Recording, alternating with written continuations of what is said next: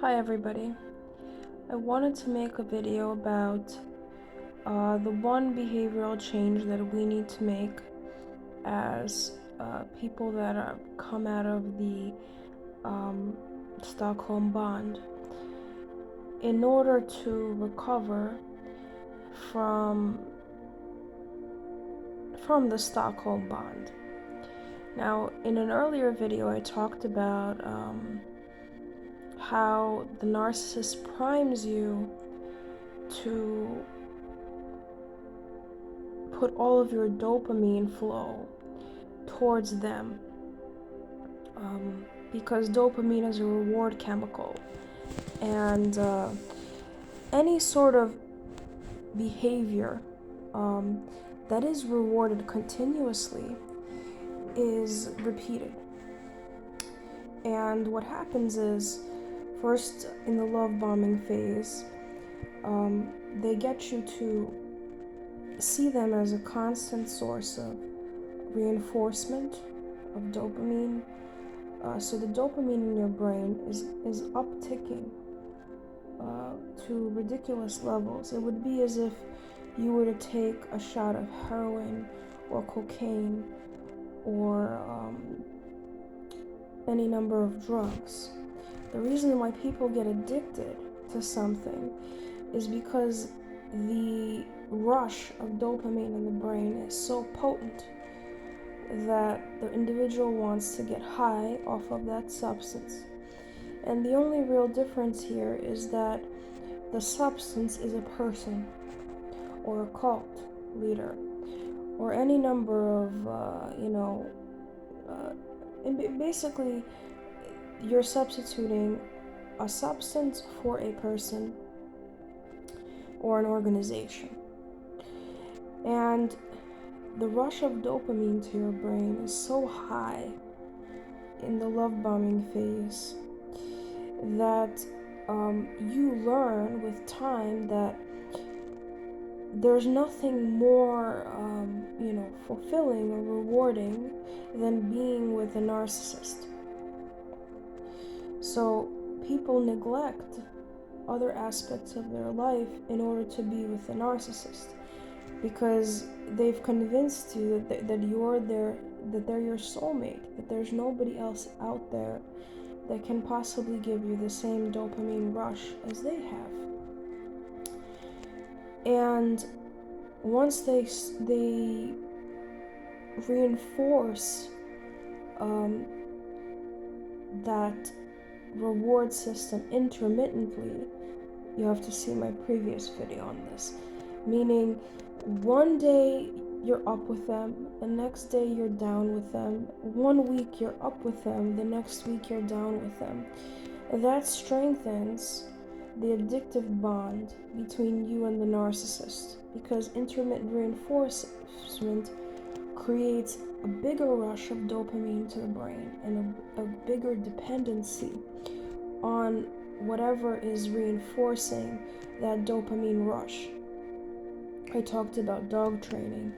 When you're training dogs, if you give them variable reinforcement schedule, where one day you give them a treat, the next day you don't give them a treat, the incentive for them to perform the behavior that you're looking for them, are seeking from them, is higher than it would be if you continuously gave them treats over time, because of the way that the dopamine system in the brain is built.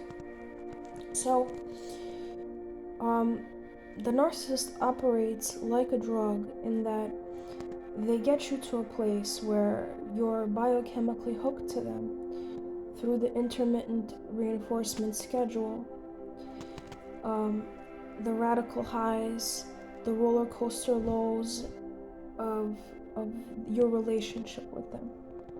And then when they gradually withdraw the reward, meaning when they start sleeping with somebody else, when they start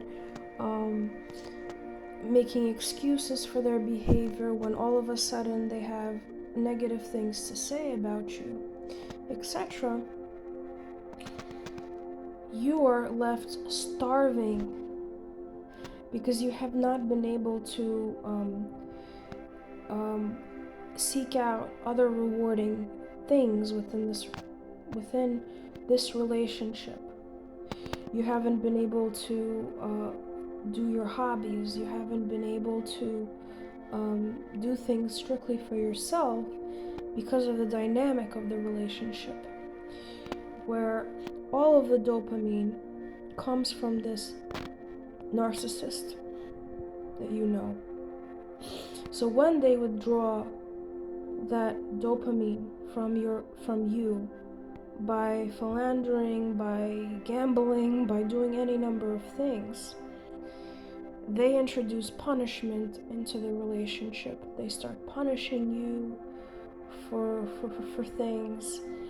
And because you're biochemically hooked to them, you see that punishment from this dopamine source, this frequent source of dopamine, as a huge moral failing from your point of view. How is it that I cannot fix this situation? How is it that I cannot get my dopamine fix from this casino slot machine that is the narcissist?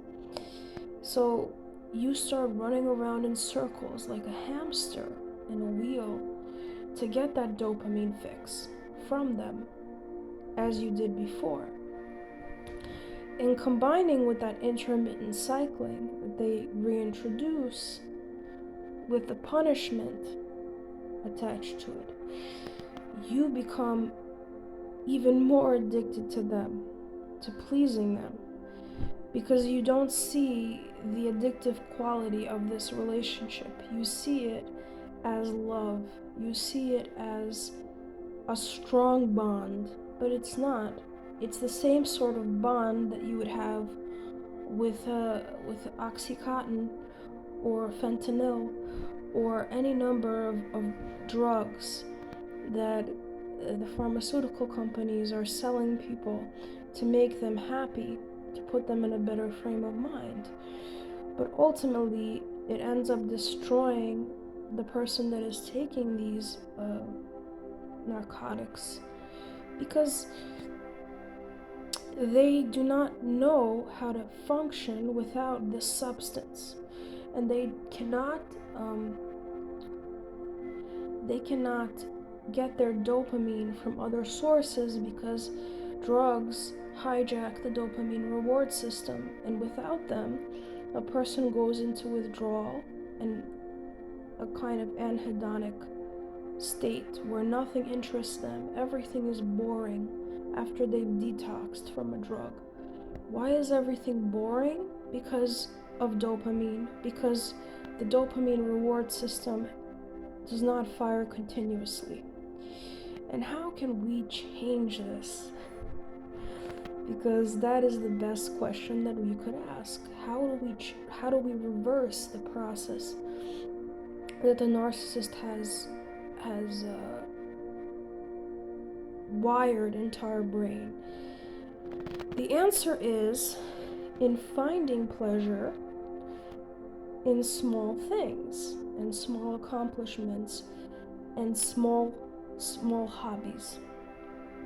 So if you think about it, throughout your day, when is the last time that you woken up in the morning and have been motivated to make breakfast, have been motivated to make your bed, and have been motivated to read a book, and have been and had this rush of dopamine that says, I'm so excited to start this new project?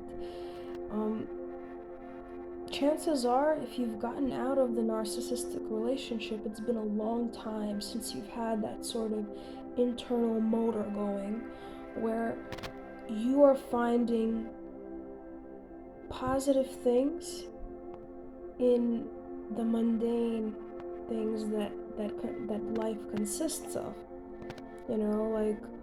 I'm excited to make breakfast. I'm excited to make this juice. I'm excited to go outside. I'm excited to do the food shopping. I'm excited to do the laundry. That is the normal dopamine, continuous flow of dopamine in the brain. So you have to think of your life like a rainbow. A rainbow has 5 colors, right? It doesn't have one color. A rainbow that is just an arc without any color is a shitty rainbow. So think about the last time that you felt alive, or what makes your soul light up, and write down those 5 things that make you just excited to be alive. Um, for me, it's dog training, any sort of interaction that I have with dogs, drawing or art of any kind, and wellness. So studying brain chemistry, biohacking, all of this stuff. That gives me, a dopamine rush nowadays.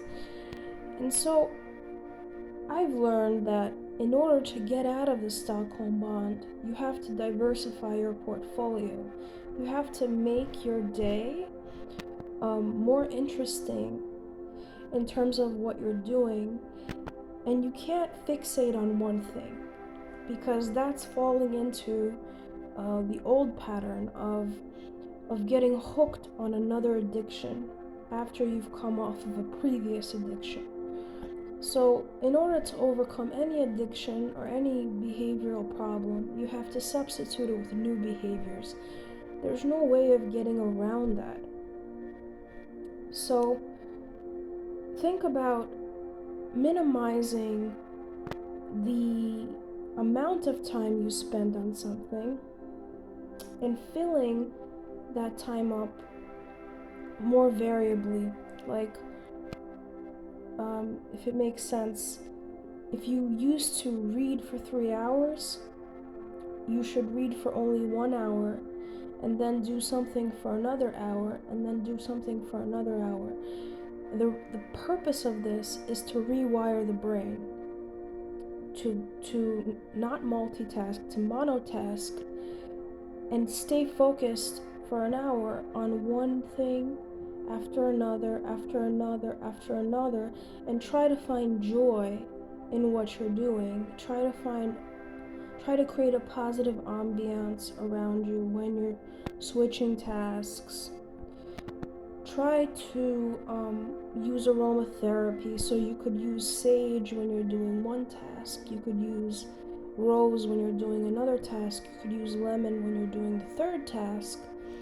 And over time, your brain will learn that it doesn't get pleasure from one thing, but it gets pleasure from multiple things, from a multitude of things. And that's the one behavioral change that you must do in order to bring yourself out of the Stockholm bond. Because if your brain is rewired to do that, you'll be much less likely to go back into the slave bond of getting all of your dopamine from one thing.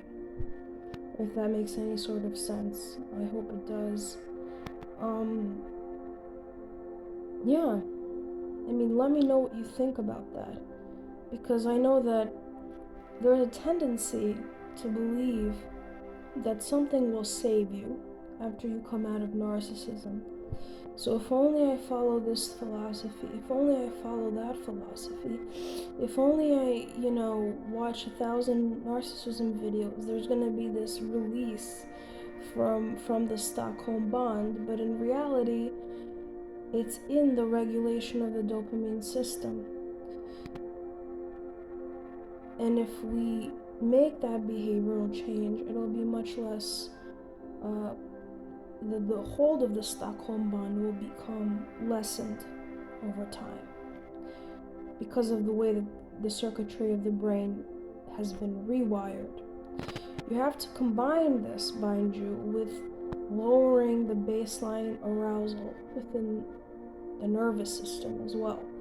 Because if a person is hyper aroused, it's been proven that it's much harder for them to integrate information into their brain. So even dogs, if they're hyper aroused, if they're extremely excited, or extremely scared, or extremely whatever, if their nervous system is in high pitch, it's very difficult for them to learn new behavior because they're not able to integrate the stimuli that are around them. And so combining lowering the baseline stress level, resting a lot, creating a positive ambiance around the new learning that you're doing is going to get you out of the addictive patterning that narcissism has created. Let me know what you think about this idea that I have, because it's something that I've observed within myself. Kisses.